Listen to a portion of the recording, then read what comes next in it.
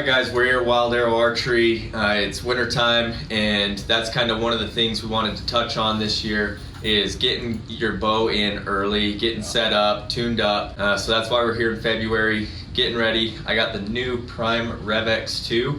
So last year I shot the Prime Inline 5. Loved that bow. Got some great speed out of it, good performance. And this one is supposed to be even better. Went with a little bit shorter axle to axle for backpacking and my style of hunting. I figured that would be a little more suitable for me. So yeah, we're gonna get this bad boy set up today. Jeremiah's gonna work his magic, get this thing shooting perfect. Yeah, let's put it in the vise and we'll get this thing dialed in for you, man. The first thing I want to kind of touch on that a lot of guys, I'm seeing a big trend happening, is guys are putting aftermarket strings on their bow right out of the gate. These strings are an ABB Platinum set. Fantastic strings. This is the main string we run out of the shop here. This Platinum set comes with a 2-year guarantee on it. If you have any serving separations or even peep rotation issues, these guys will cover you for up to 2 years. But you know, a lot of guys get a new bow and they go through a break-in period. They're constantly settling the strings, getting retuned. So what I'm seeing a big trend, aftermarket strings. So if you guys are building a new bow this year and you don't want to fight factory strings and have them stretch and break in on you, been highly recommended putting some Platinum sets on the bows. This year, Prime partnered with Hamsky Archery. They have their own Epsilon edition. So this rest works phenomenal with Prime bows. The nice thing, if you buy this particular model from Prime, you have to buy this through Prime Archery. The mount system perfectly aligns the rest of the square to the riser. So it's more secure. It's not going to be able to shift or move on you. So this rest on that bow is match made in heaven. So one of my favorite features about a limb-driven style rest is I can actually micro adjust the rest timing. And what I'm doing with that is, depending on where I'm tying the down cable to the rest to the limb, is going to determine the amount of time the rest lifts and falls during the shot. So Hamsky provides this little adapter you can hook to the outside of the limb. You can tie this cable to, but there's kind of an optimal timing position. And what we found is we actually like to come off the axle about 1.5 inches for most bows. So this is something, if you guys are having some weird air flight, play around with either taking this down cable closer or farther from the axle. I see a lot of guys like to tie it to the very back, but you can actually have these rests stay up for too long to where you'll get what they call arrow paradoxing. The arrow's flexing and bending as it's coming out of the bow. And sometimes you can get some weird reaction of the arrow off the launcher itself. So if you guys are running a limb-driven style rest and you're still not quite getting the groups you want to have, play around with moving this cable either off the axle and slowly start working it down the limb. And if you see you're getting more forgiveness, maybe try running it there. But yeah, on these Primes, you know, draw length depending, I'm starting Martin's about 1.5 inches, 2 inches from the axle. So this is the brand new Prime Quiver. They partner with Tight Spot on this. So what's really neat with this mount is it actually mounts to the riser. So it's actually a lot stiffer, more rigid than the traditional way you'd mount a Tight Spot quiver. We're able to tuck it into the bow super clean.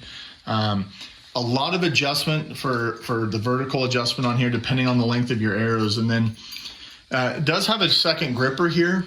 For guys that are running mechanicals, that they don't want the mechanicals to hit the top of the hood, you can use this. But you know, for guys that are using fixed blades or they don't want this piece just pops off really clean. So saves a little bit of weight that way. But Prime really stepped their game up on accessories this year, between partnering with Hamsky on the rest and then Tight Spot on the quiver. They've got a lot of good things going with their accessories this year.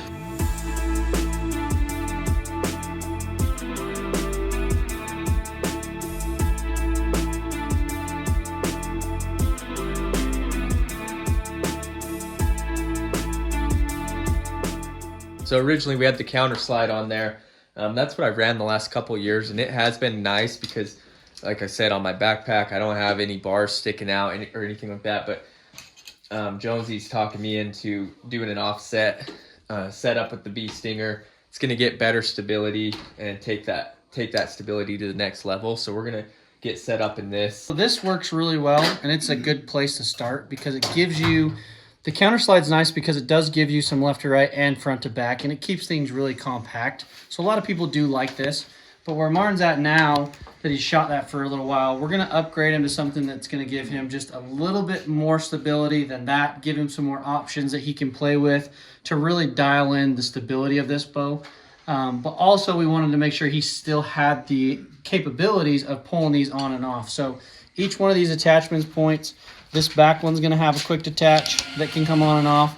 And also he's going to have one up front. So when you do go on your bike, or you're going to pack in with your bow on your bag, then you're able to still quick detach these. You can get them on there fairly quick, but now you get that extra stability. So I just think it's the next step in the progression for you.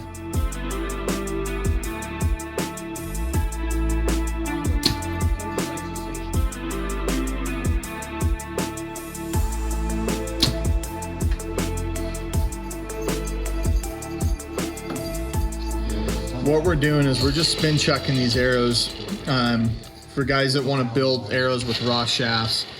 If I'm getting any wobble in the back, what we're going to do is we're going to cut off a couple inches off the back of these arrows. We're going to square them, and then we're going to install the bushings and nocks from G5 for them. The straightest point of any shaft is dead center. So if we're building arrows, we're going to try to take a couple inches off the back and then get the true cut length we need for Martin, and we're going to cut the remainder off the front. So that way, I don't want to just cut everything out the front, especially when we have a little bit of run out and tolerance issues on the back side of the arrow. So we're going to go through, cut off the back, square them, throw the bushings in, and then we'll finalize the cut to Martin's length and then install the rest of the components here. So what we like to do is we're going to hot melt these in. So this bushing's kind of designed to protect the back of the arrow, the back of the shaft. So if you hit the knock or you ding this, with the hot melt I can heat it and pull it out and replace it. So that's how we kind of build all of our target arrows.